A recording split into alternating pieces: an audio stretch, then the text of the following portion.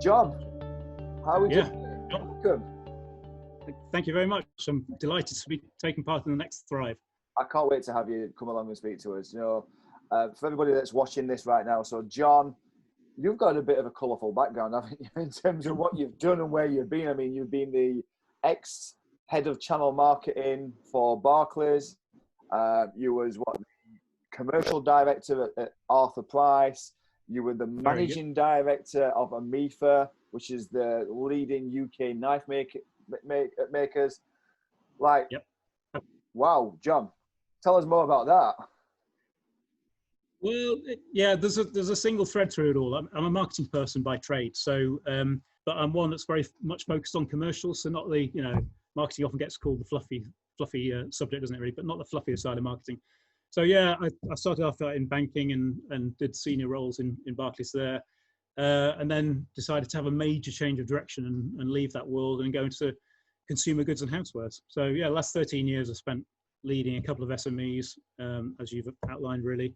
But the big sort of learning and development time for me was the 6 years I was at MD at Amefa UK. Yeah, we did as a team. We did so much good stuff there. Created a fantastic team, really positive company culture. Did a lot around new product development, a lot around marketing, world-class customer service as well. And that was a really positive time for me. We drove up sales from 5 million to 12 million, all in the post-financial crash year. So it wasn't exactly a growth period, particularly for housewares.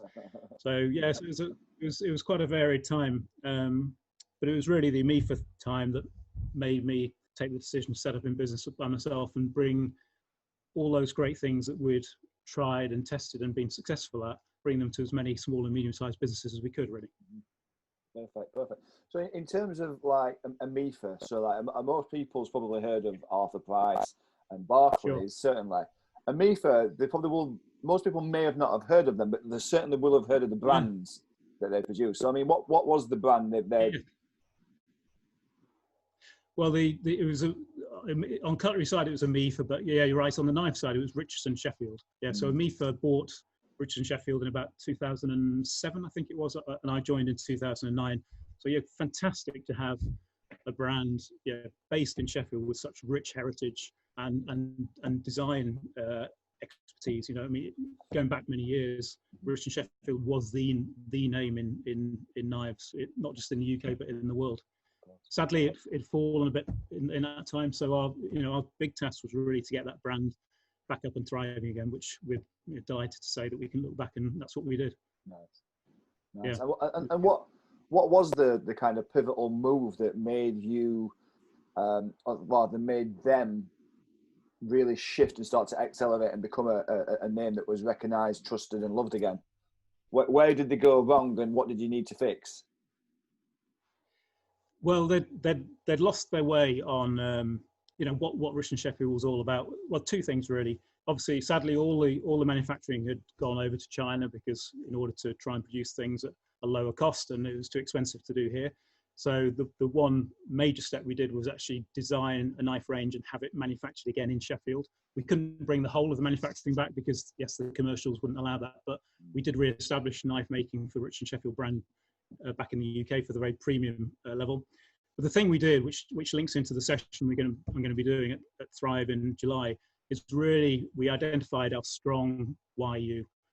Got back to what Richardsons Sheffield was all about and created that story about why customers should be buying from us rather than other knife brands. And we also did that on the cutlery side as well for Amefa. Amefa is a Dutch company. But for both brands, that when we arrived, they were just churning out standard cutlery designs, standard knife designs. But by looking at our YU and defining it in a very different way, we went off in a very different direction for both of those product categories. And that it went down the design-led route, very much sort of colours and patterns and really on-trend designs. And that really propelled us forward. We went from way behind our competitors to outperforming them and started to win design awards and everything. It was really going back to the basics of why us, and that's where my passion for this subject matter comes from. Fantastic. What is it that you think that took them off that path? I mean, why did they fall so far away, or like what took them off the path of their heritage? I think the previous management team had just gone down, had been sort of all consumed by the price promotion position. So the brand had really slipped from being mid to premium and was real sort of mid to lower, and they're really fallen into that trap. And that's the issue. That's the main issue that happens when you're not clear on why customers should be buying from you, because very often businesses just resort to price. So they could start churning out services or products which are very low price because that's the easy option at the end of the day, isn't it? That's not really, well, it's absolutely not the sort of the factor for long-term success. Sure. And I think that's what happened to that brand. So we took some time. These things, when they've been doing that for many years, it doesn't happen overnight. So several years of hard work around that, and we've turned the position around. And actually, Richardson Sheffield was once again looking upwards rather than looking down at the bottom of the price barrel ring. Right, that's fascinating. And how much of this? I mean, this is obviously very much in a commercial, like a very large corporate organisation as such. How much of this is replicated in the smaller SME market? Is this? Yeah, completely, John. The whole question of why why every business, whether you're turning over 50,000 a year or 50 million a year, every business should be really focused on understanding why their customers should choose to do business with them rather than competitors. It's a really noisy world we live in. There's so many. Every business has so much competition. Mm-hmm. Have you frozen? No, we've got you. Oh, right, you're frozen. Sorry, you need to edit that. You'd frozen on the screen. So every business has got so much competition. So, whether you're a small or large business, you've got to understand why customers should choose to do business with you. I see it all too often, and it's not, again, with small or large businesses, very few businesses really get to understand their why you.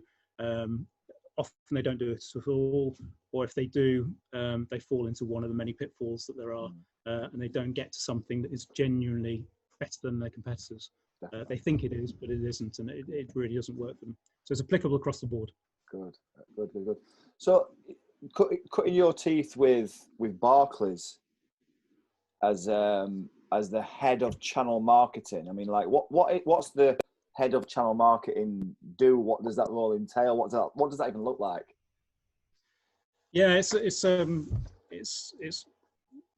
a senior role really, because there was sort of three. There was head of customer marketing, head of channel marketing, and head of product marketing.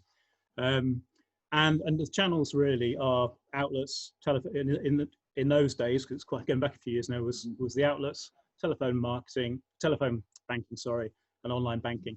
So it was really about driving usage of all of those channels, and the mix at the time was changing because banks were traditionally very outlet-based branches, and of course, there was a shift amongst customers towards more remote banking, like telephone, online. So Barclays really wanted to be at the forefront of that. So our team was all about driving that change and getting as many people interested in a full mixture of channels for their banking. So it's a lot more convenient for them, and a lot easier to do their transactions, but a lot easier to buy products from us as well. So we're doing some really interesting stuff. We really majored on the online side, and we grew the take-up of online banking significantly in those times. So it was interesting. Yeah, sounds it, definitely. How much of that, how much of what you learned there or what you was doing there was transferable in terms of taking that to Arthur Price or to Amefa and even into what you are now? Is it all transferable information and knowledge? Yeah, the core principles for me always are. So, again, going back to the subject we were talking about at the workshop, why you, that's applicable no matter what marketing role or what business role you're doing. But it's also about thinking differently.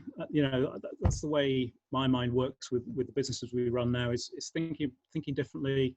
Yes, getting that connection with who you're trying to target, but think differently about how you can get to them ahead of your competitors. And that's what we were doing in Barclays days.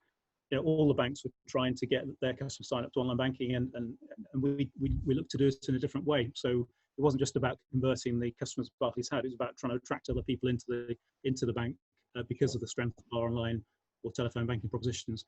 So it's definitely looking at the competitors all the time and trying and doing things in a way that's better and different. So it goes, for me, it goes across whatever role, whatever size or type of business you're doing. The principles are the same. Yeah. Would you go as far to say that this is probably one of the biggest? Is it the biggest? Certainly one of the biggest issues that many businesses face. What stifle their growth, that stop them from reaching their potential, is not getting clarity over this. Yes, I think so. Yeah. It's also the biggest, for me, the biggest commercial tool a business can discover. If they get it right and then they put it at the heart of everything they do, it really is the route for long-term sustainable growth.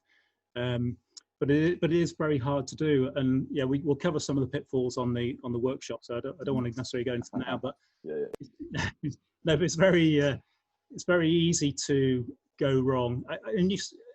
It doesn't mean, it's interesting though, it doesn't mean you can't build a sizable business, even if actually you don't define your YU that strongly.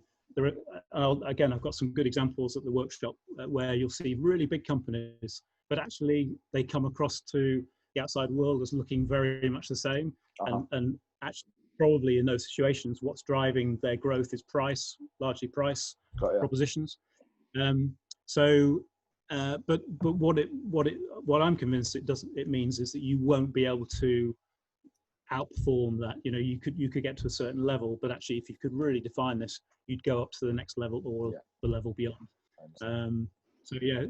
It's not a new subject. I'll show you this book here, which is on my desk all the time, which is Positioning, The Battle for the Mind. This is from the 1980s. This is one of the first sort of YU books out there on the marketplace. Fantastic read. I'd encourage anybody to read it. So it's not a new concept. So it's just surprising that how many businesses still haven't got to grips with it, 40 years later. So in terms of the workshop then, so what we're going to spend probably 60 minutes on the day going through finding what are we going to find their why? Are we going to show them some, like, what's... I'll go through really how you go about it. I think the YU phrase, because some people call it competitive advantage and things like that, the YU phrase I like because it gets you thinking in a very different way about it. It focuses the mind on really what you need to do. So I've got lots of examples of well-known businesses, so we can have a look at them. But also I'll take people through the steps really that they need to follow to start to understand their YU. But as I said, it's quite a lot of work involved. So we'll have a couple of sort of brain dump times where actually people can start to get the initial thoughts around what this will be. Having talked through it, then they can have a few minutes to sort of get some initial thoughts out of their mind. But so we'll just take them through step by step and give some good examples to bring it to life for them. So then there's a sort of second smaller part of what I'm going to cover in the workshop on the 21st is how you can guarantee to get your all important YU messages right under the noses of the target customers, so they really sit up and take notice of you. So we're going to look at a different way of marketing your business, so you can definitely reach the target customers that a lot of other marketing struggles to reach. And of course, deliver impressive results, which is what it's all about at the end of the day. Absolutely wonderful. I think it's good. John, I can't wait. I'm really looking forward to it. How important is them understanding their audience in comparison to understanding why their audience should buy from them?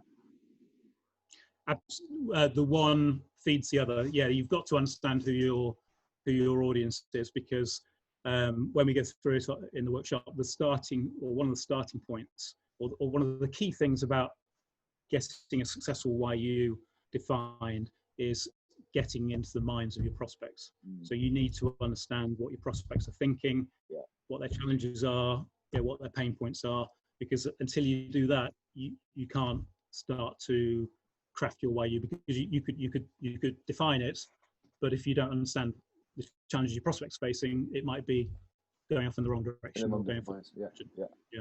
Absolutely So you wonderful. definitely need to understand your target customers first. Yeah. Fantastic.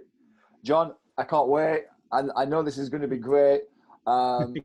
Seriously, for everybody that's watching this or listening to this or however you're kind of consuming this information right now, I'm going to put a link somewhere, wherever you're watching it or listening to it, so you can book onto this one.